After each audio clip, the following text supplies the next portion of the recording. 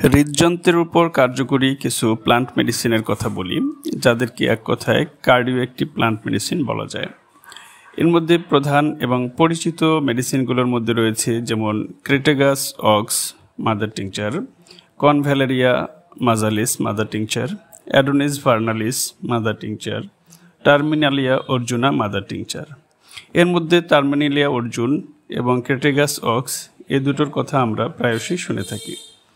এই মাদার টিংচারগুলোর মধ্যে যে সকল প্রধান ফাইটোকেমিক্যাল রয়েছে, যেমন ক্রেটেগাসের মধ্যে রয়েছে কোয়ারেকটিন, রুটিন, আরসুলিক অ্যাসিড। কনভ্যালেরিয়া মাজালিসের মধ্যে আছে কনভ্যালোসাইড, স্যাপোনিনস। অ্যাডোনিস ভার্নার মধ্যে আছে অ্যাডিনোটক্সিন, তারপরে রয়েছে ফ্লাভোনয়েডস আছে। টার্মিনালিয়া অর্জুনা এর মধ্যে অর্জুনিক অ্যাসিড, অর্জুনোজেনিন এবং ক্যামফেরল, কোয়ারেকটিন এই ধরনের ফাইটোকেমিক্যালগুলো রয়েছে। এই সকল ফাইটোকেমিক্যালের প্রধান কাজ হচ্ছে হৃদপেশির কার্যকরী ক্ষমতা বৃদ্ধি করে।